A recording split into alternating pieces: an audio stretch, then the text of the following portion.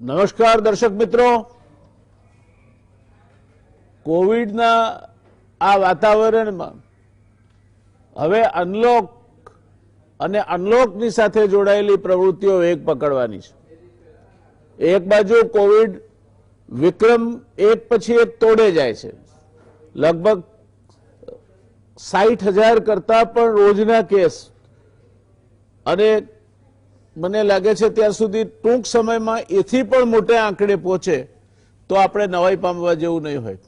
તેવે સમય જે અર્થવ્યવસ્થા છે, રિઝર્વ બેંકના ગવર્નર શક્તિકાંત દાસે આ અર્થવ્યવસ્થા સતત નીચી જતી જશે અને 2020-2021નું નાણાકીય વર્ષ આપણે ખાસી નકારાત્મક ગ્રોથ રેટ સાથે પૂરું કરીશું। આ છેલ્લા 70 વર્ષમાં માત્ર 5મી વાર બનવાનું છે અને તેમાંય નોમિનલ જીડીપી નેગેટિવ જાય એ અત્યાર સુધી ભારત આઝાદ થયું ત્યારથી અત્યાર સુધીમાં પહેલીવાર આ દેશનો નોમિનલ જીડીપી એ નકારાત્મક હશે। આવા સંયોગોમાં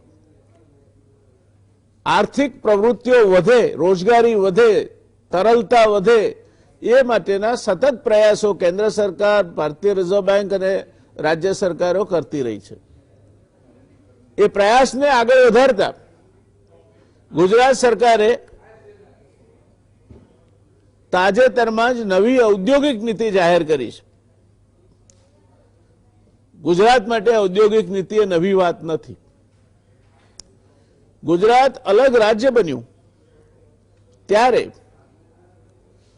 માથાદીઠ 1 એકરથી ઓછી ખેડાણલાયક જમીન, મોટા ભાગે બારમાસી ખેતી, જે આકાશિયા કહી શકાય એના પર નપતી બારમાસી સિંચાઈ વ્યવસ્થાથી વંચિત અને આર્થિક વ્યવસ્થા જો આગળ વધારવી હોય, મહારાષ્ટ્રની સાથે કદમ મિલાવીને ચાલવું હોય, મુંબઈ મહારાષ્ટ્રમાં ભળ્યું હોય તો ગુજરાતે એ પડકાર ઉપાડીને ઔદ્યોગિક વ્યવસ્થાના રસ્તે જ આર્થિક વ્યવસ્થાના ક્ષેત્રે અગ્રેસર બનવા માટેની પહેલ કરી। એ પડકાર ઉપાડવાનો નિર્ણય સાચો ઠર્યો। ગુજરાતમાં ગુજરાતીઓના એટલે તળ ગુજરાતના, ગુજરાતી એટલે જેની અટક ગુજરાતી લખાતી હોય તે નહીં, પણ ગુજરાતમાં વતન કરીને રહેલા અથવા મુંબઈથી આવીને અહીંયા રોકાણ કરતા હોય એવા વાપીથી તે છેક વડોદરા સુધી ખૂબ મોટા રોકાણકારો પણ નાના રોકાણ સાથે આવવા માંડ્યા। મિત્રો, તમે જાણીને નવાઈ લાગશે, અત્યારે જે દેશનું સૌથી મોટું ઔદ્યોગિક ગ્રુપ છે એની શરૂઆત અમદાવાદ શહેરમાં 1,80,000 રૂપિયાની પેઇડ અપ કેપિટલ સાથે થઈ હતી। એણે નરોડામાં પહેલી ફેક્ટરી નાખી, એની આઉટલે એટલે એનું કુલ રોકાણ 3,50,000 હતું। આજે કદાચ 1,80,000 તો આ કુટુંબનો રોજના ખર્ચાનો એક અંશ ભાગ હશે। એક સાવ નાની શરૂઆતથી નિર્મા શરૂ થયું અને હિન્દુસ્તાન લીવર જેવી મલ્ટીનેશનલ કંપનીઓને પણ એણે હંફાવ્યા।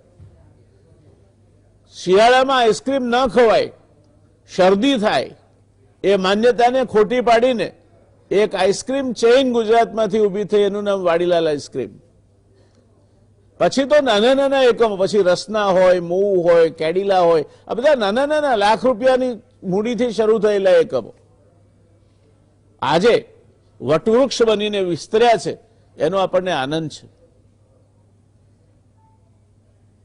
આપણે જ્યારે અલગ બન્યા ત્યારે ઔદ્યોગિક પ્રવૃત્તિ માત્ર મોટા શહેરો પૂરતી મર્યાદિત હતી। સુરત, વડોદરા, અમદાવાદ, રાજકોટ, ભાવનગરમાં મોનોફિલામેન્ટ યાર્ન, રાજકોટમાં ફાઉન્ડ્રી ડીઝલ એન્જિન, સુરેન્દ્રનગરમાં થોડાક એન્જિનિયરિંગ યુનિટો, ત્યાર પછી અમદાવાદમાં ટેક્સટાઇલ મિલો અને એને સંલગ્ન પ્રવૃત્તિઓ, વડોદરામાં Sarabhai chemicals, Alembic pharmaceuticals, Sayaji iron, Hindustan tractors જેવા એકમો અને સુરતમાં તાણિયા અને જરી કામ કરતા એકમો મહદ અંશે ગુજરાતના ઔદ્યોગિક વિકાસની હાજરી પુરાવતા હતા. એમાંથી આજે 6ઠ્ઠા નંબરે જ્યારે ગુજરાત અલગ રાજ્ય બન્યું ત્યારે 6ઠ્ઠા નંબરે હતું. એમાંથી આગળ વધતા વધતા ગુજરાત 1990માં, માર્ક માય વર્ડ્સ, 1990માં ગુજરાત પ્રથમ ક્રમે પહોંચ્યું.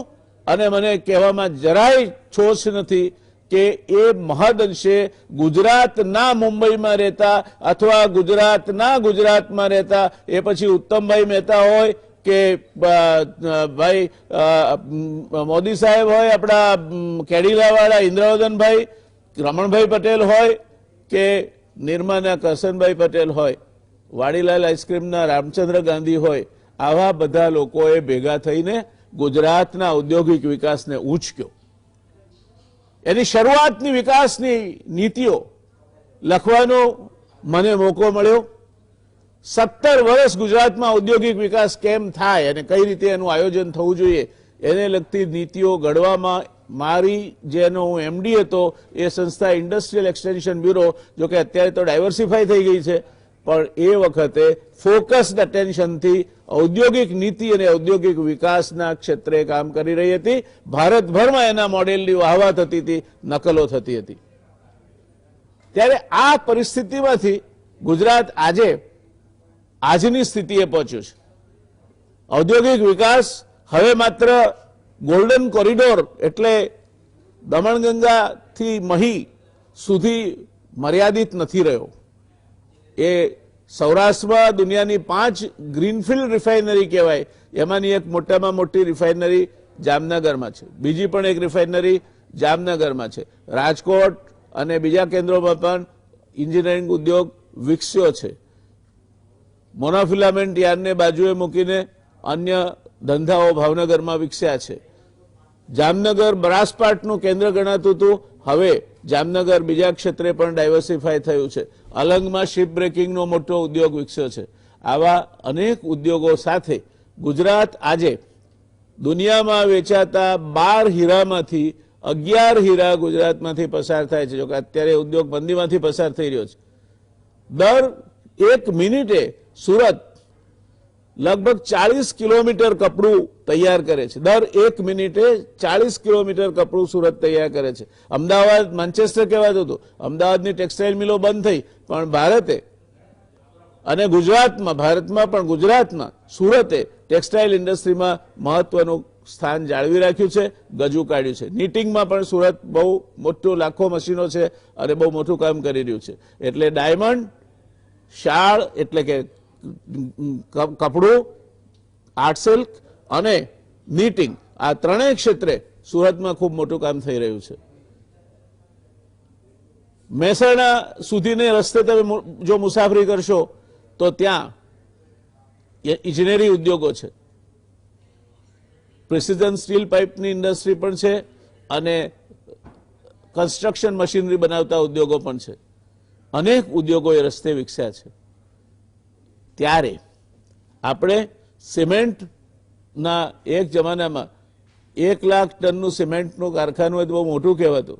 અત્યારે અતિ મહાકાય સિમેન્ટ એકમો ગુજરાતમાં આવ્યા છે અને 15% દેશનો સિમેન્ટ ગુજરાત પેદા કરે છે. મોરબીએ સિરામિક્સના ક્ષેત્રે અને ઇલેક્ટ્રોનિક્સ એટલે વોલ ક્લોક્સ, હમણાં જ મારે પેલો ફ્લાય કેચર જોઈતું હતું અને ચીનનો ફ્લાય કેચર એની કરતા ગુણવત્તામાં સારું એ મોરબીના એક ઉદ્યોગે બનાવેલું બજારમાંથી મેં લીધું. 20 રૂપિયા કિંમત વધારે હતી, પણ એ દેટ વોઝ વર્થ ઇટ. આ ક્ષમતા આપણા ઉદ્યોગોએ હાંસલ કરી છે. અને આમ છતાંય ઘણું બધું કરવાનું બાકી છે અને ઘણું બધું કરવાનું બાકી છે. માટે રાજ્ય સરકારે ફરી એકવાર ઔદ્યોગિક નીતિની જાહેરાત કરી છે. દોસ્તો, નીતિ એ કોઈ પ્લાન નથી. નીતિ એ રાજ્ય સરકાર કઈ દિશામાં જવા માંગે છે ને કઈ દિશામાં ઔદ્યોગિક વિકાસને દોરવા માંગે છે એનું એક ડોક્યુમેન્ટ છે. એના ઉપરથી કોઈ એના વર્તારા મૂકવા એ મને લાગે છે કે અતિશયોક્તિ ભરેલી વાત થશે. આ કેવી છે નવી પોલિસી? તો નવી પોલિસીમાં મુખ્ય ફોકસ એ નવી ઔદ્યોગિક નીતિમાં સરેરાશ 8,000 કરોડનો આઉટલે એટલે કે ખર્ચ થવાનો અંદાજ છે. વિવિધ 9 ટાસ્ક ફોર્સની રચના કરી વિવિધ ક્ષેત્રના લોકો પાસેથી સૂચનો મેળવી અને આ નીતિ તૈયાર કરાઈ છે. એટલે કે સ્ટેક હોલ્ડર્સ એમને પોતાને શું લાગે છે, શું કહેવું છે, તેનો પૂરો મોકો આ નીતિ ઘડતા અપાયો છે. નવી રોજગારીની તકો, વિવિધ ક્ષેત્રોમાં વેલ્યુ એડિશન, આધુનિક ટેકનોલોજી અપનાવી ઔદ્યોગિક ઉત્પાદકતામાં વધારો, research and development, relocation of industrial unit, ખાસ કરીને ચીનથી આવતા એકમો જ્યારે આવે ત્યારે, પણ એના માટે વૈશ્વિક રોકાણોના વલણો, સર્વાંગી મૂલ્ય વૃદ્ધિ ચેઇન્સને વધુ મજબૂત બનાવવાની જરૂરિયાત, નિકાસ, કેન્દ્ર સરકારની નીતિઓને ધ્યાને રાખી વિવિધ 15 ક્ષેત્રને થ્રસ્ટ એરિયા એટલે ખાસ ધ્યાન આપવાના વિસ્તારો તરીકે પસંદ કર્યા છે. આ કયા વિસ્તારો છે? ગુજરાત, આવનાર સમયનું ગુજરાત, આવનાર દાયકાનું ગુજરાત કે દોઢ દાયકાનું ગુજરાત કયા ક્ષેત્રમાં વિકાસ કરશે? તો આ નીતિ એવું કે છે કે ગુજરાત મેન્યુફેક્ચરિંગ ક્ષેત્રનું હબ છે, એટલે એમાં આવતા ઇલેક્ટ્રિકલ અને ઇન્ડસ્ટ્રીયલ મશીનરી એ ક્ષેત્રનો વિકાસ થશે, ઓટોમોટિવ ક્ષેત્રનો વિકાસ થશે, એગ્રો પ્રોસેસિંગના ક્ષેત્રે વિકાસ કરાવવા, સિરામિક, ફાર્માસ્યુટિકલ્સ, આપણે દેશનું લગભગ 35% ફાર્માસ્યુટિકલ ફોર્મ્યુલેશન્સ અને ફાર્માસ્યુટિકલ્સ ઉત્પન્ન કરીએ છીએ. જેમ્સ એન્ડ જ્વેલરી, મેં અગાઉ કહ્યું તેમ 12 હીરા વિશ્વ બજારમાં વેચાય છે, એમાંથી 11 સુરતમાંથી અથવા ગુજરાતમાંથી પસાર થાય છે. નિયત વિસ્તારમાં કેમિકલ્સ એટલે ડાઈઝ અને ઇન્ટરમિડિયેટ્સ એ ક્ષેત્રે પણ આપણે ગજુ કાઢ્યું છે. અને ટેકનોલોજીકલ પ્રગતિમાં નોંધપાત્ર ફાળો આપી શકે અને સાતત્યપૂર્ણ આર્થિક વિકાસમાં યોગદાન આપી શકે તેવા ક્ષેત્રોમાં ઇલેક્ટ્રિક વાહનો, જે આવતીકાલનો સનરાઈઝ ઇન્ડસ્ટ્રી છે, પ્રદૂષણ ન થાય અને ક્રૂડની જરૂર ના પડે, કારણ કે બધું જ આપણે 80% કરતાં વધારે ક્રૂડ આયાત કરીએ છીએ, ત્યારે બંને રીતે જોઈએ તો ઇલેક્ટ્રિક વાહનો, વેસ્ટ મેનેજમેન્ટ પ્રોજેક્ટ તમે જોતા હશો હજુ પણ પૂરેપૂરો ડુંગર પેલો જે નારોલ જતા રસ્તામાં આવે છે હજુ પૂરેપૂરો નથી હટ્યો. આપણે જેમ વિકસતા જઈએ છીએ તેમ કચરાના ક્ષેત્રમાં, પોલ્યુશનના ક્ષેત્રમાં પણ વિસ્તરતા જઈએ છીએ. એટલે વેસ્ટ મેનેજમેન્ટ આવનાર સમયમાં ઔદ્યોગિક રોકાણ માટેની તકોનો પણ એક મોટો વિકલ્પ બનવાનો છે. ઇકો ફ્રેન્ડલી કમ્પોઝેબલ મટીરિયલ એટલે પ્લાસ્ટિક એવું હોય કે જે જમીનમાં પછી માટી બનીને ભળી જાય. ઇકો ફ્રેન્ડલી એટલે પર્યાવરણ સાથે મિત્ર હોય તે પર્યાવરણ મિત્ર પ્રોડક્ટ, સોલાર એટલે સૂર્યશક્તિ સાથે જોડાયેલ project, industry 4 equipments, wind equipment, નિકાસ આધારિત એકમોને સનરાઈઝ સેક્ટરમાં સમાવિષ્ટ કર્યા છે. એટલે ગુજરાત આ દિશામાં જવાનું છે હવે, અને એ દિશામાં જવાની વાત આ ગુજરાતની નવી ઔદ્યોગિક નીતિ કહે છે. 31 ડિસેમ્બર 2019ના રોજ ગુજરાત ઇન્ડસ્ટ્રીયલ પોલિસી 2015ની મુદત પૂરી થઈ. ડિસેમ્બર 31, 2019, અને ત્યારથી આ સ્ટેક હોલ્ડર્સ કન્સલ્ટેશન, પેલા જે ગ્રુપો બનાવ્યા હતા તે સૌએ પોતપોતાનું કામ કર્યું, અને હું માનું છું કે ખૂબ ઝડપથી અને સારું કામ કરીને એ 2020માં આ નવી પોલિસી જાહેર કરી શકાય છે. એ જે એમાં જોડાયા હોય સૌને અભિનંદન આપવા જેવા છે. નવી પોલિસી રાજ્યની ઔદ્યોગિક નીતિ 2020ની જાહેરાત કરવામાં આવી. દેશના કુલ ઔદ્યોગિક ઉત્પાદનનો 17% હિસ્સો ગુજરાતનો છે, અને ગુજરાત એ રીતે ઔદ્યોગિક ઉત્પાદનમાં પ્રથમ સ્થાને છે. રાજ્યનો સરેરાશ વિકાસ દર 10.14% છે. ભારત સરકારના આંકડા મુજબ 2019માં $49 બિલિયન સાથે ઇન્ડસ્ટ્રીયલ એન્ટરપ્રિનર્સ મેમોરેન્ડમ સાથે દેશમાં ગુજરાત 51% હિસ્સો ધરાવે છે, મહારાષ્ટ્ર 17% અને બાકીના રાજ્યોમાં 4%, 3% એવો હિસ્સો છે. દેશમાં 2019 દરમિયાન પ્રપોઝડ ઇન્વેસ્ટમેન્ટમાં ગુજરાતના ક્ષેત્રે ગુજરાતમાં 48%નો વધારો થયો છે, જ્યારે ગુજરાતમાં 2018માં 79433 એટલે 79,433 કરોડની રોકાણ દરખાસ્તો મળી હતી, જે 2019માં 34,38,034 કરોડની થઈ, 3,43,834 કરોડની થઈ, જેમાં 333 ગણો વધારો નોંધાયો છે. એટલે આ પરિપ્રેક્ષમાં ઔદ્યોગિક નીતિ તૈયાર કરવામાં આવી છે. એમાં શું છે અને શું નહીં એ જાણવા માટે આજે આપણી પાસે એક કેટલી સરસ નિષ્ણાતોની પેનલ છે કે જે આ આખી પોલિસીનું એક્સરે કરી અને દર્શક મિત્રો તમારા સામે રજૂ કરશે.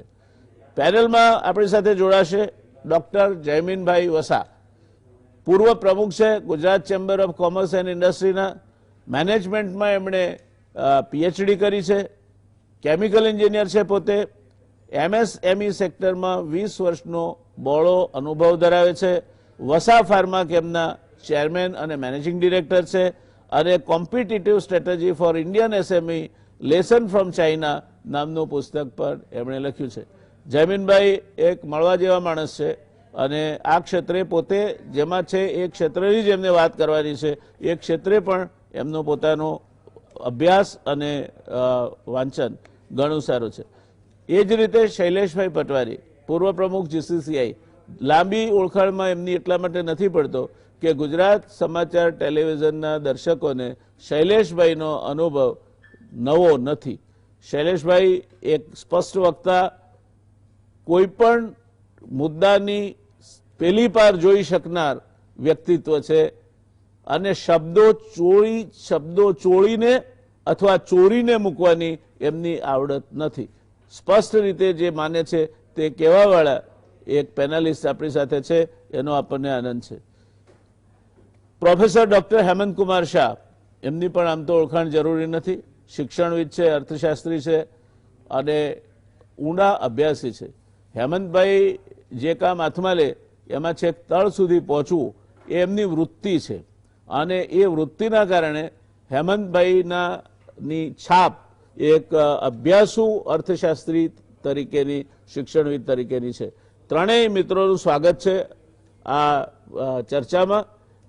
શરૂઆત જમીનભાઈ, આપ પહેલી વખત અમારી સાથે જોડાયા છો અને આપને મેં બીજી અન્ય ફોરમમાં ઘણીવાર તમારી સાથે વાત કરવાનું મને સદભાગ્ય મળ્યું છે. છેલ્લે મને લાગે છે આપણે ઈડીઆઈમાં સાથે હતા.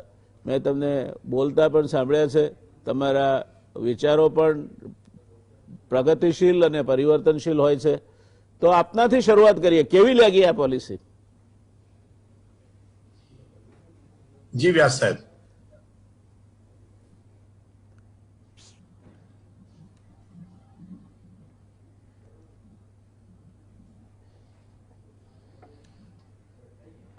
આપ એક ઉદ્યોગપતિ પણ છો જયમીનભાઈ, એકેડેમિશિયન પણ છો અને પૂર્વ ચેમ્બરના પ્રમુખ પણ છો. તો આપને આ નીતિ કેવી લાગી? ઔદ્યોગિક નીતિ ગુજરાત સરકારે જે જાહેર કરી છે એ આપને કેવી લાગી? સાચું કહું વ્યાસ સાહેબ કે આ નીતિની જયારે ઘડવાની શરૂઆત થઈ ત્યારે એની કમિટીમાં પણ હું હતો અને જૂની નીતિ સાથે નવી નીતિમાં બદલાતા સંજોગોમાં કયા કયા ચેન્જીસ લાવવા જોઈએ કે જેને હિસાબે ખાસ તો એમએસએમઈ ક્ષેત્રને વધારે વેગ મળે. અને મને ચોક્કસ ખાતરી છે પછી ઇન્ડસ્ટ્રીઝ કમિશનર બદલાઈ ગયા, નવા ગુપ્તા સાહેબ આવ્યા, એમણે પણ ખૂબ ઊંડો અભ્યાસ કર્યો. એમની જોડે પણ એકાદ મિટિંગમાં હું આ ટાસ્ક ફોર્સમાં હતો અને મને જણાવતા આનંદ થાય છે કે આ નીતિ છે ખૂબ જ પ્રોત્સાહિત છે અને અત્યારના પ્રવર્તિત સંજોગોમાં આ નીતિને હિસાબે હું ચોક્કસપણે માનું છું કે જે આપણા રાજ્ય સરકાર મુખ્યમંત્રીશ્રીનું જે સ્વપ્ન છે કે વધારે વધારે રોકાણ આવે અને એમએસએમઈ ક્ષેત્રનો વિકાસ થાય એ જરૂરથી ચોક્કસ થશે. અને પણ ખાસ મારે એ જણાવવાનું છે કે ઘણીવાર નીતિ બહુ સારી હોય છે પણ એનું ટાઈમસર ઇમ્પ્લિમેન્ટેશન ના થાય, પ્રોપર ઇમ્પ્લિમેન્ટેશન ના થાય તો સારી નીતિના સારા પરિણામો પણ આવતા નથી. બાકી અધરવાઇઝ મારી દ્રષ્ટિએ ખૂબ જ સમજી વિચારી અને વિકાસના દરે લઈ જાય તેવી આ નીતિ છે. દર્શક મિત્રો, જયમીનભાઈની વાત સાથે એક હદ સુધી હું સંમત છું, કારણ કે દરેક ક્ષેત્રના સ્ટેક હોલ્ડરને પૂછીને અને અભ્યાસ જૂથો રચીને ખૂબ મહેનત કરી છે રાજ્ય સરકારે આ નીતિ ઘડવા માટે, એમાં કોઈ શંકા નથી. એટલે જયમીનભાઈએ જે વાત કહી તે વાત સાથે આપણે સંમત છીએ, રાજ્ય સરકારના ઈરાદા સાથે સંમત છીએ. સવાલ એ છે હેમંતભાઈ કે આ જે રેસીપી તૈયાર થઈ છે એમાંથી 3 મુદ્દે શું પરિણામ આવશે? આજના 3 મુદ્દા છે.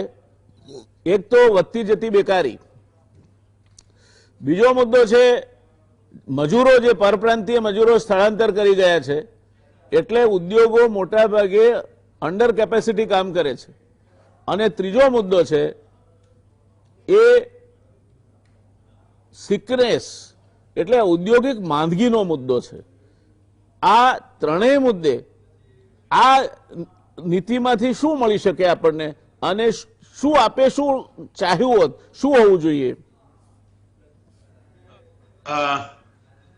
મને લાગે છે કે આ નીતિ આપે કહ્યું એમ અનેક લોકો સાથે વાતચીત કરીને એમની સાથે કન્સલ્ટેશન કરીને આ નીતિ ઘડવામાં આવી છે. બિલકુલ સ્પષ્ટપણે એ દેખાઈ આવે છે.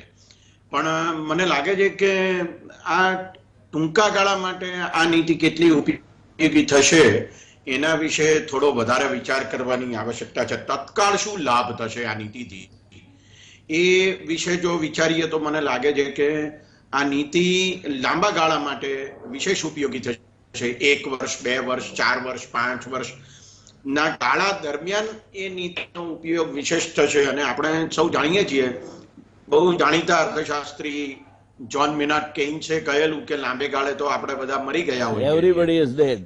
એટલે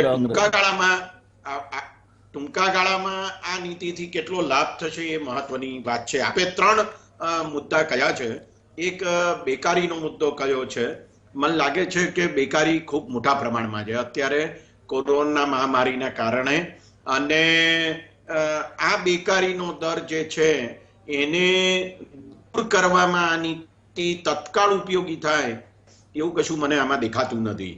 બીજું કે અનેક ઉદ્યોગો એ સ્થળાંતરિત મજૂરો ન આવ્યા હોવાને કારણે અંડર કેપેસિટી કામ કરી રહ્યા છે. આ એક હકીકત છે, બહુ સ્પષ્ટ છે. ખાસ કરીને સુરત જેવા શહેરમાં અને અમદાવાદ જેવા શહેરમાં જે એકમો છે એ એકમો ફૂલ કેપેસિટીથી કામ કરી રહ્યા નથી અત્યારે. અને જ્યાં સુધી આ સ્થળાંતરિત મજૂરો સંપૂર્ણ સંખ્યામાં આવશે નહીં, અથવા તો બીજા ગુજરાતના મજૂરો એમાં જોડાશે નહીં, તો મને લાગે છે કે ઉદ્યોગોને માટે ટૂંકા ગાળામાં ઘણી મોટી મુસીબત ઊભી થશે. એટલે અત્યારે જે કંઈ ઉદ્યોગો ચાલુ થયા છે તે તો ઉત્પાદન ચાલુ થયું છે, એના કરતાં તો જે બધી ઇન્વેન્ટરી પડી છે એનો નિકાલ કેવી રીતે થાય ને એને માટે ચાલુ થયા હોય એવા પ્રકારની પરિસ્થિતિ આપણને જોવા મળે છે. અને ત્રીજો મુદ્દો છે તે ઔદ્યોગિક માંદગીનો છે. આના વિશે મારે કશું વિશેષ કહેવાની જરૂર નથી. આપણને સૌને ખબર છે કે ખૂબ મોટી સંખ્યામાં, ખાસ કરીને જીઆઈડીસીની એસ્ટેટમાં પણ મોટા પ્રમાણમાં ઔદ્યોગિક માંદગી પ્રવર્તે છે. હવે આ માંદગી કેવી રીતે દૂર કરવી એ મને લાગે છે કે બહુ મોટો સવાલ છે.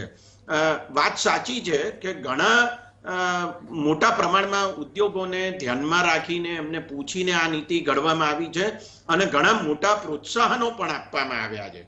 પણ આ પ્રોત્સાહનો એમએસએમઈ સુધી પહોંચે કે કેમ એ મોટો સવાલ છે. અને ખાસ કરીને જો આપણે એમાં એક જગ્યાએ નીતિમાં લખેલું છે સંતુલિત પ્રાદેશિક વિકાસ, એટલે કે ગુજરાતના બધા જિલ્લાઓનો, બધા તાલુકાઓનો ઔદ્યોગિક વિકાસ થાય. તમે જો આંકડા જુઓ ને તો આવા છે કે જે આપણા કુલ એમએસએમઈ છે એ 7,32,000ની આસપાસ છે 30/11/2019 ના રોજ. અને એમાં અમદાવાદ અને સુરત આ બેને ભેગા કરો ને તો 7,32,000 માંથી 4,71,000 માત્ર આ 2 જિલ્લામાં છે, 64%. બીજી બાજુ આ 2 જિલ્લાની વસ્તી શહેરો સહિત એ 22% છે. એટલે 22% વસ્તીમાં 64% જેટલા ઔદ્યોગિક એકમો કોન્સન્ટ્રેટ થયેલા છે, એમાં એનું કેન્દ્રીકરણ થયેલું છે. હવે સંતુલિત પ્રાદેશિક વિકાસ કરવો હોય તો તમે લખ્યું છે ખરું કે અમે પ્રોત્સાહનો આપીશું, લાભ આપીશું, પણ એ સ્પેસિફાઈ નથી કર્યું આ નીતિમાં.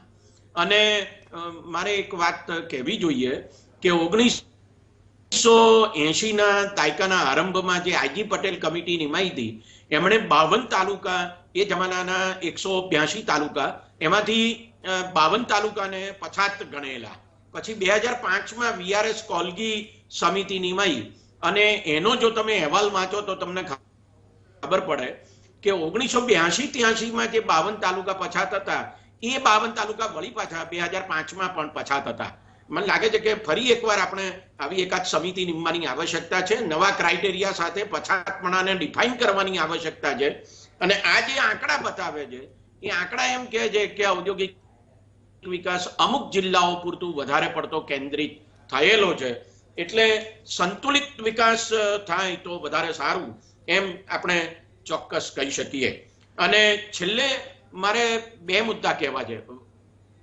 વાત સાચી છે કે એમએસએમઈ ને માટે ઘણી બધી રાહતો આપવાની જોગવાઈ આમાં કરવામાં આવી છે. પણ મોટા એકમો માટે બે મોટી જોગવાઈ છે.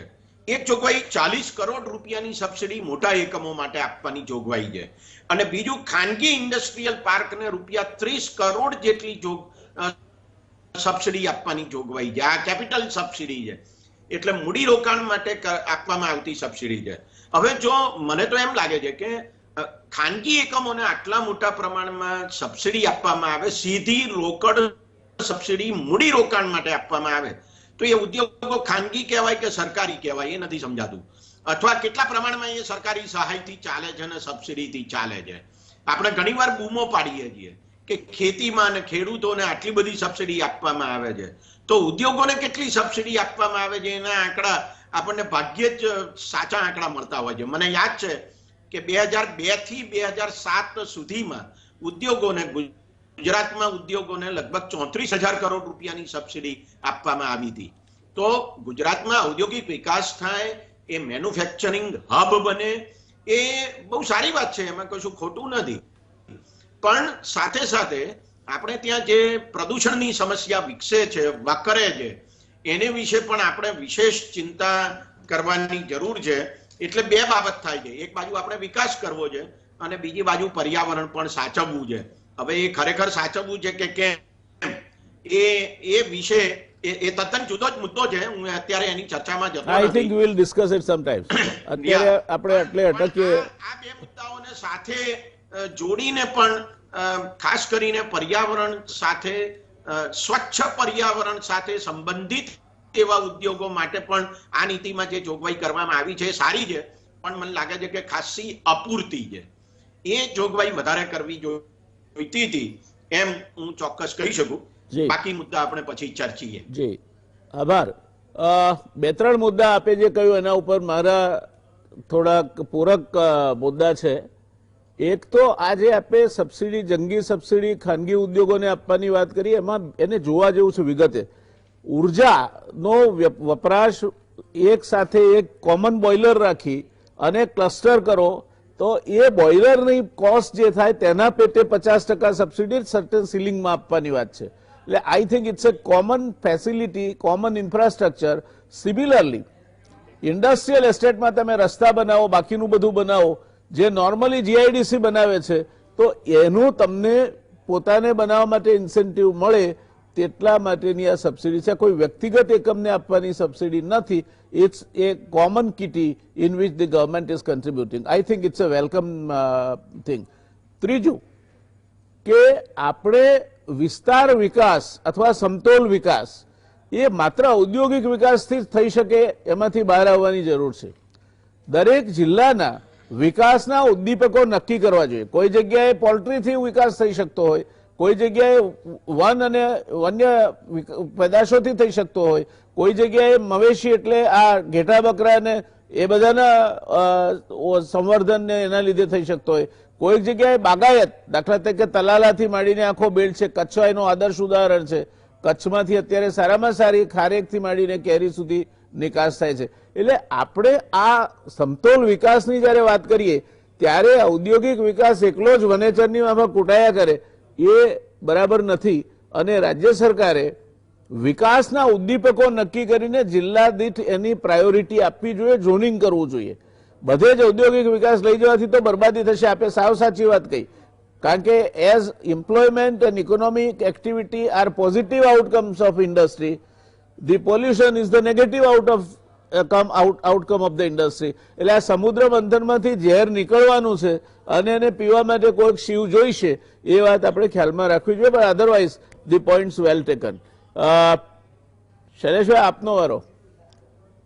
આ પોલિસીમાં જેના આપ હંમેશા ચિંતા કરો છો એ આપણે પેલો ઘરના છોકરા ઘંટી ચાટે ઉપાધ્યાયને આટો, આપણે નવા એકમો જોઈએ છીએ, પણ જે હયાત એકમોમાં મોટું રોકાણ ફસાયેલું પડ્યું છે, જેને થોડીક જો મદદ મળે તો બચી જાય તેમ છે, તેવા જે બાઉન્ડ્રી લાઇન સિક યુનિટ્સ છે એના વિશેનો કોઈ ઉલ્લેખ જોવા મળતો નથી.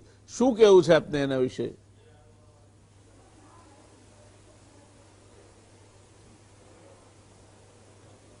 જે નવી પોલિસી છે એ નવા ઉદ્યોગો માટે ચોક્કસ સારી છે, પણ આપે જે કહ્યું કે જે યુનિટો MSME જે માદા છે કે જે બંધ થઈ ચૂકેલા છે, આવા યુનિટોનું જો લિસ્ટ તૈયાર કરી એ જ યુનિટોને રિવાઇવલ કરવા માટેની જો પોલિસી આપી હોત તો એ લેન્ડ, એ બેંકોના ઇન્વેસ્ટમેન્ટ, એ કન્સ્ટ્રક્શન, એ બધું કરવાની જરૂર ના પડે અને એ ઇમિડિયેટ એનું સ્ટાર્ટ થઈ શકત.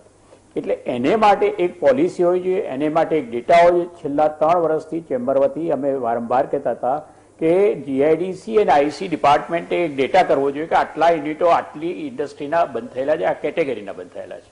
તો એ ઇન્ડસ્ટ્રી જે કોઈ લેતું હોય એને માટે આવી જો કોઈ સબસિડી આપી હોય તો જે ઇન્ફ્રાસ્ટ્રક્ચર રેડી પડ્યું છે એનો ઉપયોગે થઈ જાય, નવા ઇન્ફ્રાસ્ટ્રક્ચરના પૈસા રોકાણ ના થાય. એટલે હું ચોક્કસ માનું છું કે આ એક એરિયા રહી ગયો છે અને એને ધ્યાન આપીને હજુ પણ આપણે ઇન્કોર્પોરેટ કરવો જોઈએ કે જે બંધ થયેલું MSME યુનિટ ચાલુ કરી શકતું હોય એમને માટેની જે કોઈ સબસિડી અપાય તો તમારી એ ઇન્ફ્રાસ્ટ્રક્ચર, એ લેન્ડ, એ બિલ્ડિંગ એ બધું વપરાશે અને એટલી કોસ્ટ બીજી થતી અટકશે. એટલે આ એરિયાને એક આમાં એડ કરવા જેવું મને લાગે છે. બીજું કે જે આ પોલિસી છે એ ખૂબ જ સરસ છે, એમાં કોઈ શંકાને સ્થાન નથી, પણ જેમ બધાએ કહ્યું કે લાંબા ગાળાની પોલિસી થવાની, આ શોર્ટ ટર્મ પોલિસી તરીકે ના લઈ શકાય. પોલિસી ખૂબ જ સુંદર છે અને મોટાભાગના MSME ને નાના ઉદ્યોગોને આ બધી પોલિસીઓની સમજ પડતી નથી. એટલે અમારા જેવા એસોસિએશન ને ચેમ્બરની ફરજ થાય કે આ પોલિસી શું છે એને માટે બરાબર એનો પ્રચાર થાય અને પ્રસાર થાય. કારણ કે અમે ચેમ્બરમાં એક MSME હેલ્પ ડેસ્ક બનાવ્યું છે, પણ મને કહેતા દુઃખ થાય છે કે હાર્ડલી મહિને 10 જણા આવીને એનો મદદ લે છે. એટલે આ જે MSME ઉદ્યોગો છે એમને જે તે એસોસિએશનોએ ખૂબ જ અપગ્રેડ કરી અને આ બધાથી માહિતગાર કરવા પડશે. બીજું એન્વાયરમેન્ટની જે વાત કરી એમાં તમે જુઓ તો ઝેરો લિક્વિડ ડિસ્ચાર્જનો એમાં સરસ સમાવેશ કર્યો છે, એ બહુ જરૂરી હતું. બીજું 25%ની જે સબસિડી હતી એન્વાયરમેન્ટ પ્રોજેક્ટમાં, કોમન ફેસિલિટીમાં, એ વધારીને 40% કરી છે, એ પણ બહુ આવકાર્ય છે. અને જેમ આપણે કહ્યું કે ગુજરાત ગવર્મેન્ટ જેમ ઇન્ડસ્ટ્રી અહીંયા વધતી જેમ પ્રદૂષણ વધતું જાય છે એને માટે છેલ્લા વર્ષથી ડીપ સી ડિસ્ચાર્જ પાઇપલાઇનનું આયોજન કર્યું છે જે 2500 કરોડ રૂપિયાના ખર્ચે છે અને એમાં ગુજરાત સરકાર 70% આપવાની છે, 30% અમારા ઉદ્યોગોએ કાઢવાના છે. આ પણ એક ખૂબ જ સારી વસ્તુ, કારણ કે જેતપુર, વડોદરા, અમદાવાદ, નાંદેસરી આ બધું જે પ્રદૂષિત પાણી છે એ 500 COD સુધી લાવવું પડે તમારે ટ્રીટ કરીને પછીથી એ ડીપસી ડિસ્ચાર્જ કરવાનું, તો નદીના પ્રદૂષણો ઘટી જશે. અને આ જે બધી વસ્તુ ગુજરાત ગવર્મેન્ટ કરી રહી છે તો ઇન્ડસ્ટ્રીયલાઇઝેશનની સાથે સાથે આ જે પર્યાવરણનું પણ ધ્યાન રાખી રહ્યા છે એ મારે આપને જણાવવું જોઈએ. કારણ કે 2500 કરોડની પાઇપલાઇનમાં 70% ગવર્મેન્ટ ઓફ ગુજરાત આપવાના છે, 30% અમારા ઉદ્યોગોએ આપવાના છે. અને જેતપુરનું પ્રદૂષણ પણ જતું રહેશે ને બધું જ પ્રદૂષણ એને કરતાં જે 3-4 વર્ષનો ટાઈમ એનું ઇન્ડેન્ટ બહાર પડી ગયું. અમારી પાસે 10% પૈસા પણ અમે ઉઘરાવી દીધા. એટલે આ પ્રોજેક્ટ ચાલુ છે. એટલે government is conscious about environment. બીજું નેશનલ ગ્રીન ટ્રિબ્યુનલ જે છે એટલી બધી પેનલ્ટીઓ કરે છે એટલે ઇન્ડસ્ટ્રી પણ સમજી ગઈ છે કે હવે પ્રદૂષણ ચાલશે નહીં. એટલે દરેક રીતે જુઓ તો પ્રદૂષણ ચોક્કસ જ્યારે પણ ડેવલપમેન્ટ થાય તેનો સામેની સાઈડે પ્રદૂષણ ઊભું થતું જ હોય છે. પણ હવે જે વેસ્ટ ટુ પ્રોડક્ટ એ પણ આપણે ત્યાં ઘણું સારું થઈ રહ્યું છે. ઇન્ડસ્ટ્રીયલ સિમ્બાયોસિસ પણ ઘણું સારું થઈ રહ્યું છે. આજની તારીખમાં જુઓ તો MSME માટે હવે defence will be one of the big area one can invest. કારણ કે 101 પ્રોડક્ટ્સ રાજનાથસિંહજીએ આજે બેન કરી છે જે પ્રોડક્ટ હવે ઇન્ડિયામાં જ બનવાની છે. તો એવી પ્રોડક્ટ પણ જો MSME સિલેક્ટ કરે અને બનાવે તો હું માનું છું MSME ને વિધાઉટ પોલ્યુશન સારામાં સારી ઇન્કમ જનરેટ થશે. મને એક કહેતા હજુ મને સમજ નથી પડતી કે હું 1300 ઇન્ડસ્ટ્રીનું નળોએ ઇન્ડસ્ટ્રીયલ એસ્ટેટ ચલાવું છું. આજ દિન સુધીમાં અમારે ત્યાં કોઈ અનએમ્પ્લોયમેન્ટ દેખાતું નથી. અમારે દરેક ફેક્ટરીના ઝાંપે લખ્યું છે ફિટર જોઈએ છે, વેલ્ડર જોઈએ છે. કોઈ પણ જગ્યાએ મને અનએમ્પ્લોયમેન્ટ નરોડા GIDC કે કોઈ પણ GIDC એસ્ટેટમાં જઈએ તો એમ્પ્લોયમેન્ટ આ બધાને છે, પણ અનએમ્પ્લોયમેન્ટ કોનું છે તો BCom, BA, BSc એ લોકો અનએમ્પ્લોયડ છે. બાકી તમે જો કોઈ કોર્સ કર્યા હોય છે ITIના એ બધા 100% ઇન ડિમાન્ડ છે. દરેક ફેક્ટરીમાં આજની તારીખે વર્કર્સની જરૂર છે. બીજું કે જે અત્યારના પ્રોડક્શન છે અમારા કેમિકલનું ડાઇઝનું except textile, I think 85% industrial production has started. કારણ કે હું CTP ચલાવું એટલે મને ખબર છે કેટલું કેમિકલનું પ્રોડક્શન હતું ને કેટલું પાણી આવવા માંડ્યું. ટેક્સટાઇલ એક બંધ છે કારણ કે એમાં સોશિયલ ડિસ્ટન્સિંગનો મોટો ઇસ્યુ છે અને વર્કર્સ વધુમાં વધુ હોય, 700 થી 800 minimum workers at a time ચાલતા હોય તો એ સોશિયલ ડિસ્ટન્સિંગ મેનેજ નથી થતું અને આખું પ્રોસેસ હાઉસ સીલ થઈ જાય જો કોઈ કોરોના વાળો નીકળે તો.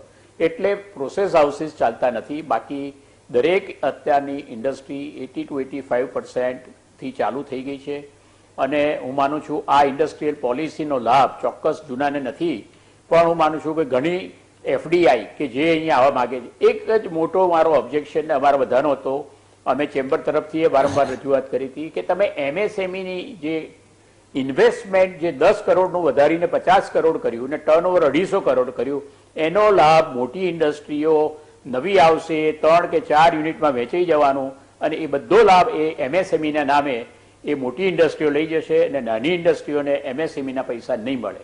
આ એક ખૂબ જ ચેતવણી વાળી વાત છે કારણ કે દરેક મોટી ઇન્ડસ્ટ્રીઓ 200 કરોડનું ઇન્વેસ્ટમેન્ટ હશે તો 50 કરોડના 4 યુનિટ કરશે અને જેટલા MSMEના પૈસા હશે એ બધા હોય. બેંકો પણ કહેશે કે અમે MSMEને આટલું ફાઇનાન્સ કર્યું, પણ એ MSME લાર્જ સ્કેલની હશે, નાની MSMEને પૈસા નહીં મળે. એટલે આ એક મોટામાં મોટી ગંભીર વસ્તુ છે. સેન્ટ્રલ ગવર્મેન્ટે જ્યાં લિમિટ વધારી વચ્ચે ઘટાડી પછી પાછી વધારી એ ખૂબ જ ગંભીર વસ્તુ છે અને એને ચોક્કસ અમે એને માટે વાંધા. ધન્યવાદ જમીનભાઈ, આપ તો આ સેક્ટરના બહુ ઊંડા અભ્યાસી છો. MSME સેક્ટર વાપરીએ શબ્દ એટલે 99% એકમો તો સ્મોલ એન્ડ માઇક્રો એકમ છે, બાકીના 1%નું લેબલ મારીએ છીએ આપણે MSMEને.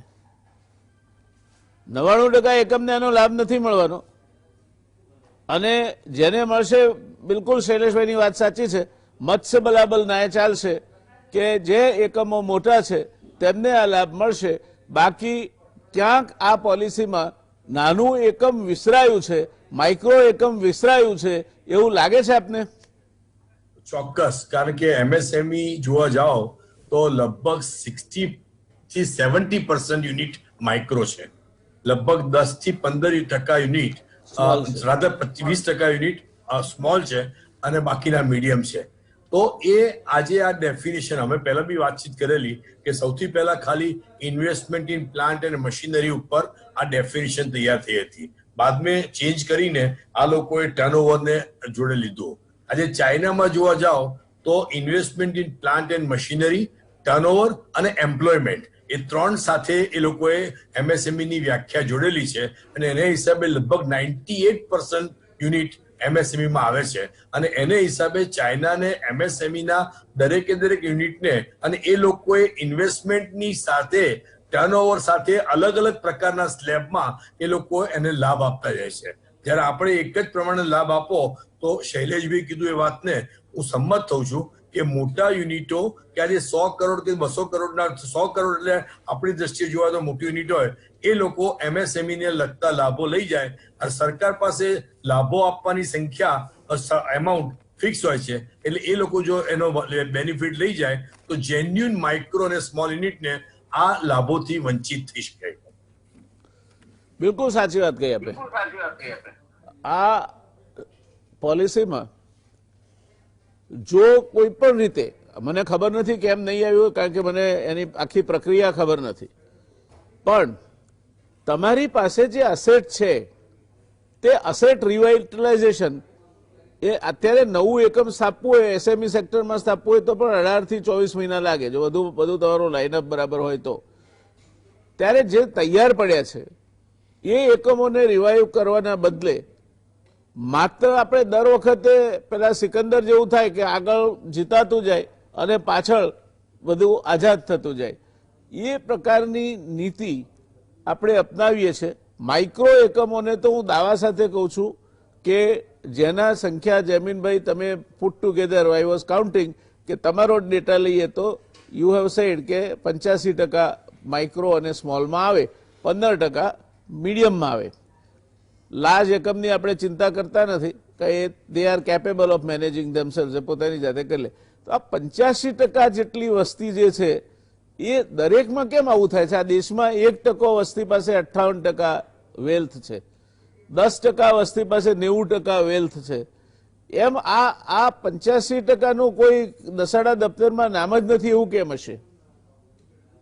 જે તમે કીધું એ વાતને સિકંદરની જે વાત તમે કરી એવા સાથે હું ખૂબ જ આનંદ સાથે સંમત છું કે આપણે આગળ જોતા જઈએ, પણ પાછળના જે છે, તમે નવી ઇન્ડસ્ટ્રીને જે પ્રોત્સાહિત તમે આપો છો, પણ એક્ઝિસ્ટિંગ ઇન્ડસ્ટ્રીઝ છે એના જે પ્રોબ્લેમ છે, એના ઇસ્યુ છે, એને આપણે કેમ કંઈ જોતા નથી? અને એને માટે આપણે, કારણ કે આજે કોઈ પણ એમએસએમઈ યુનિટને મોટાભાગના 3 જાતના પ્રોબ્લેમ હોય છે: ફાઇનાન્સ, માર્કેટિંગ અને ઇન્ફ્રાસ્ટ્રક્ચર. આજે એક યુનિટ માણમાણે સરભર થઈ જાય છે અને એને કોઈ પણ જગ્યાએ તકલીફ પડે છે, તો જેમ શૈલેષભાઈ કીધું કે એ યુનિટોને નર્ચર કરવા જોઈએ.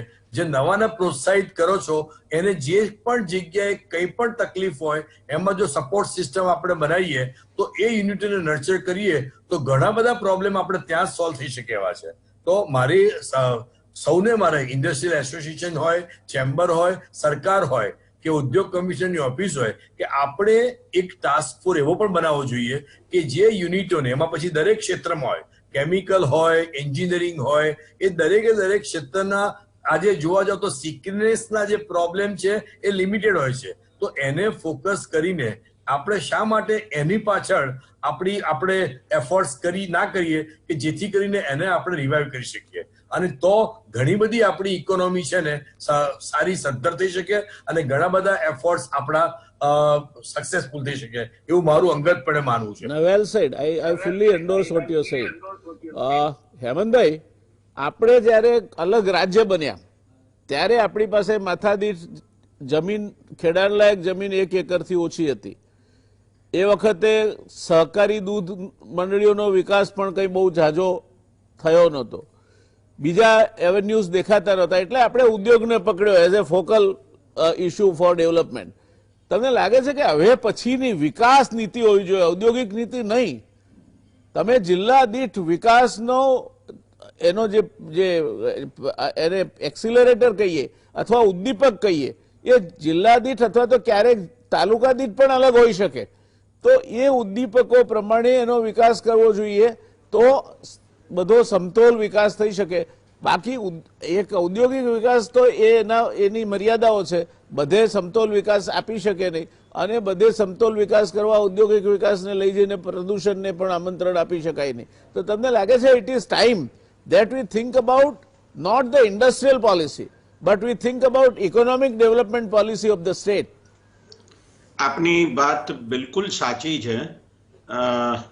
આપે જે વાત કહી એમાં જે મુદ્દો છે તે આ છે કે સૂક્ષ્મ એકમો, માઇક્રો એકમોને આપણે બહુ ધ્યાનમાં લેતા નથી. 7,32,000 કુલ એમએસએમઈ છે અને એમાં 6,17,000 તો માત્ર માઇક્રો એકમો છે.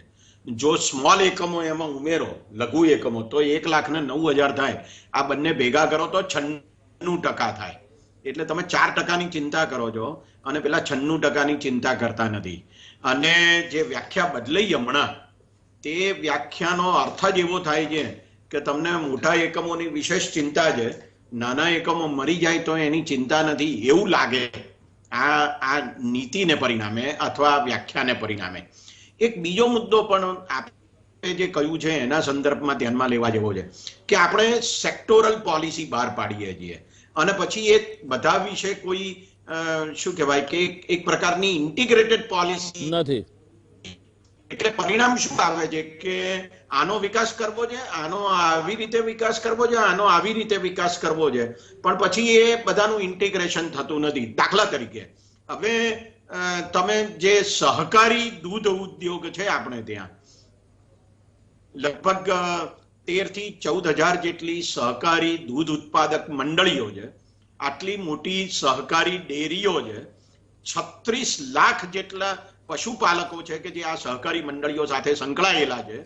આ હું માત્ર દૂધ ઉત્પાદનની વાત કરું છું, ખાંડના કારખાના જુદા, માર્કેટિંગની વ્યવસ્થા જુદી. આ બધી બાબતોને જો આપણે ધ્યાનમાં લઈએ તો શું સહકાર, કોઓપરેટિવ સોસાયટીઝથી ચાલતી આર્થિક પ્રવૃત્તિ, એને વિશે આપણે કેમ કોઈ નીતિ બહાર નથી પાડતા?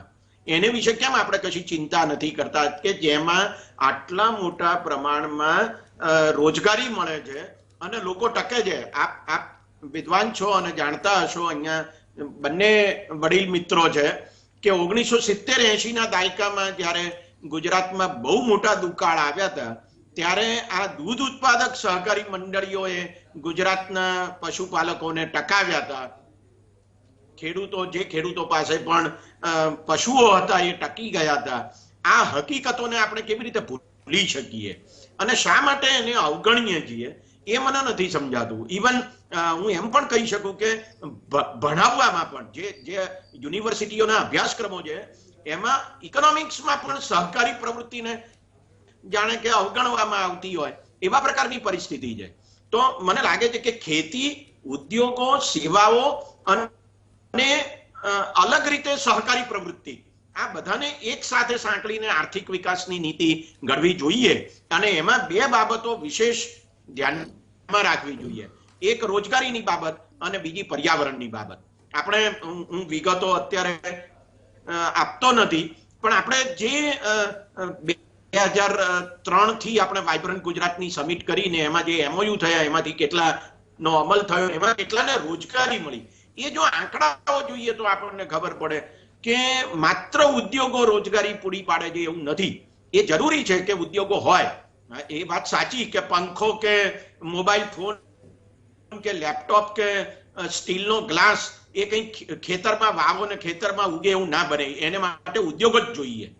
પણ અગત્યનો મુદ્દો એ છે કે આ ઉદ્યોગો દ્વારા રોજગારી મળે અને ખેતી કે સેવાઓ મારફતે રોજગારી ના મળે એવો એક આપણો આખો ખ્યાલ ઉભો થઈ ગયો છે. ગુજરાતમાં વિશેષ પ્રમાણમાં ઉભો થયેલો છે.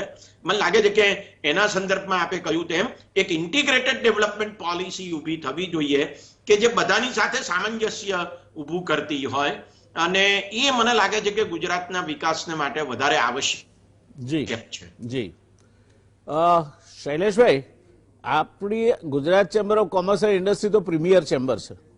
લગભગ 1975 થી જેટલા પ્રમુખશ્રીઓ આવ્યા એમને જાણવાનું અને ક્યાંક ને ક્યાંક એમની સાથે કામ કરવાનું સદભાગ્ય પણ હમણાં છેલ્લા 10 વર્ષ બાદ કરીએ તો મને મળ્યું છે. તો ગુજરાત ચેમ્બર ઓફ કોમર્સ, એમાં કોમર્સ સાયલેન્ટ થઈ ગયું છે અને ગુજરાત ચેમ્બર ઓફ ઇન્ડસ્ટ્રી થઈ ગયું છે તમારું. એનું બદલે ઇકોનોમિક એક્ટિવિટીના ઘણા બધા પેરામીટર્સ છે. હેમંતભાઈએ કહ્યું એમ સહકારી દૂધ મંડળીઓ છે, સહકારી ખાંડ મંડળીઓ છે, સહકારી તેલ મંડળીઓ છે અને હવે ખેડૂતને જો પગભર કરવો હશે તો એના ઉત્પાદન અમૂલ જેવી કોઈ બ્રાન્ડ સાથે આપણે પ્રોસેસ કરી અને વેચવા પડશે. આ ટેકાના ભાવથી ખેતી થશે નહીં. એટલે એ પરિસ્થિતિમાં આપ તો બહુ અનુભવી માણસો છો. અહીં બે ચેમ્બરના બે પૂર્વ પ્રમુખો સાથે હું વાત કરી રહ્યો છું. આઈ એમ હેપી કે you are very experience, very enlighten, બધા ભવિષ્યને જોઈ શકવાવાળા માણસો છો. તો આ ગુજરાત ચેમ્બર ઓફ કોમર્સમાં પાછો કોમર્સ ક્યારથી સજીવ થશે? અને આ જે નાના નાના એકમો છે, જે 96% એકમો છે, જેના બાબતમાં કોઈ એનો રણીધણી જ નથી, તો ચેમ્બર કેમ એ દિશામાં કોઈ પ્રવૃત્તિ ના કરે?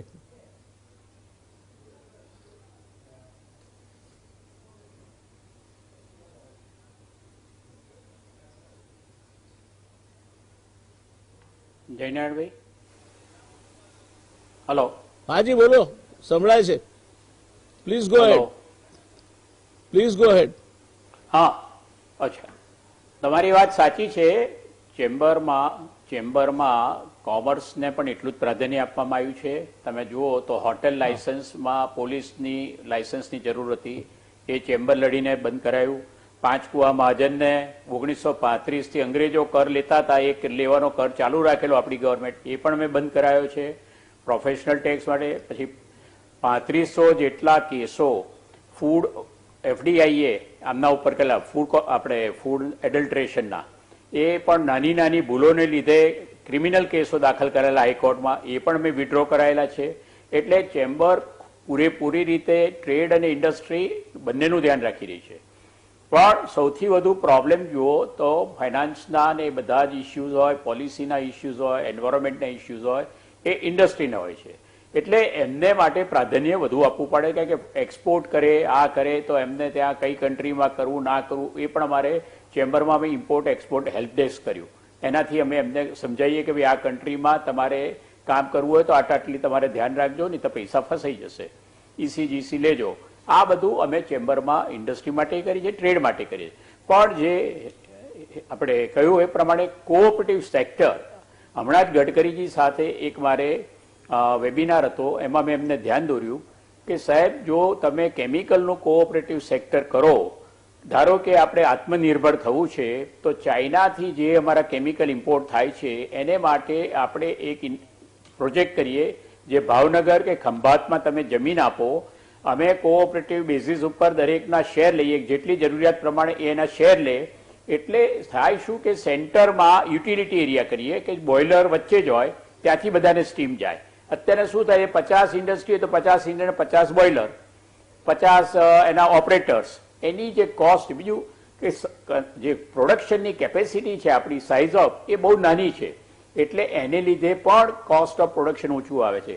જ્યારે તમે કોઓપરેટિવ સેક્ટરે મોટી ફેક્ટરી કેમિકલની બનાવી હોય કે ભાઈ 250 ટન દર મહિને જે એસિડ બને, 500 ટન H એસિડ બને, 500 ટન VS બને, એ રીતનો જો સેન્ટ્રલાઇઝ પ્રોજેક્ટ કર્યો, વચ્ચેથી યુટિલિટી એરિયા કર્યો હોય તો એન્વાયરમેન્ટ પણ સચવાય, સાથે સાથે કોસ્ટ ઓફ પ્રોડક્શન ઘટે, અને ક્વોન્ટિટી મોટી હોવાથી તમારી ક્વોલિટી પણ સુધરે, બધું જ સુધરે, અને તમારા જે અંદર સ્ટેક હોલ્ડર્સના શેર હોય એ પ્રમાણે એ લોકોને એ મટીરિયલ મળી જાય. આ રીતની એક પોલિસી માટે અમે રિક્વેસ્ટ મનસુખભાઈ માંડવિયાને પણ મેં મોકલી છે અને આપણા ગડકરીજીને મોકલી છે. બંને બહુ પોઝિટિવ છે બાબતમાં અને એ લાઈન ઉપર વિચારી પણ રહ્યા છીએ. તો આત્મનિર્ભર થવું હશે તો એક સ્કેલ ઓફ પ્રોડક્શન, ક્વોલિટી અને એન્વાયરમેન્ટ ત્રણેયનું ધ્યાન રાખવું હોય તો કોઓપરેટિવ બેઝિસથી જે આપણા લોહીમાં છે, આજે common effluent treatment plant is what is on cooperative basis. આજે જો દરેક ઇન્ડસ્ટ્રીને પોતાનો ટ્રીટમેન્ટ પ્લાન્ટ નાખ્યો હોય તો નરોડામાં 200 ઇન્ડસ્ટ્રીઓ, દરેકે 50 HP પાવર જોઈએ, 50 × 200 તો કેટલા થાય? 10,000. એની જગ્યાએ અત્યારે અમારે 1000 કેમાં મીન્સ 9,000 kV પાવર આઈ એમ સેવિંગ. બીજું દરેકને 20 જણ કારીગર એને માટે ટ્રીટમેન્ટ પ્લાન્ટમાં જોઈએ તો 200 ને 4,000 જોઈએ, તો એની જગ્યાએ મારે 80 કારીગરથી CTP ચાલે છે. એટલે already cooperative sector is the best way to survive the MSME, અને નાની ઇન્ડસ્ટ્રી માટે આ સિવાય કોઈ બીજો રસ્તો નથી.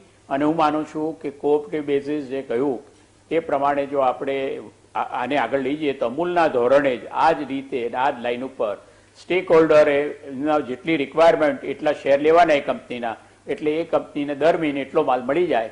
અને આ પ્રોબ્લેમ, ધારો કે માર્કેટિંગમાં જવું છે, હું ધંધો કરતો ત્યારે સુઝુકીમાં એક્સપોર્ટ રશિયાનું હતું, એ આવે એટલે મારે કે 1,000 ટન નેપ્થોલ એસ જોઈએ છે. આખા રશિયાની પરચેઝ એ એકલું કરે, એટલે 1,000 ટન વેચવા માટે અમારે બધાની લાઈન લાગે. અતુલે લાઈનમાં, હું લાઈનમાં હોઉં, અનારે લાઈનમાં હોય, પણ એને લીધે એ પછી ત્યાં એ લોકો ડિસ્ટ્રીબ્યુટ કરી દે. પણ એક જ કંપની પરચેસ કરવા આવતી હતી, એટલે એમનું ટ્રાવેલિંગ કોસ્ટ, બીજી માર્કેટિંગ કોસ્ટ બધી જ ઘટી જાય. અને બલ્ક પરચેઝ હોય એટલે તમને એનું ભાવ મળે. એટલે હું માનું છું કે કોઓપરેટિવ બેઝિસ ઉપર જો આ લાઈન લઈ જઈએ તો હું માનું છું કે ગુજરાત જે કોઓપરેટિવમાં અમે માહિર છે, તો હું માનું છું આ કેમિકલ ઇન્ડસ્ટ્રીઝ, ઇવન ફાર્માની API, એને બધાને જો કોઓપરેટિવ બેઝિસ ઉપર લઈ જઈએ તો માનું છું એનું ડેવલપમેન્ટ પણ થાય અને ફેલ્યોર રેશિયો લગભગ નેગ્લિજિબલ થઈ જાય અને કોસ્ટ ઓફ પ્રોડક્શન એકદમ નીચું આવે. Well said. આમ તો સાહેબ આપના ચેમ્બરનો બહુ ઉજળો ઇતિહાસ છે. ગુજરાત વેપારી મહામંડળ ઔદ્યોગિક વસાહત પણ ચલાવતું હતું. Thank you.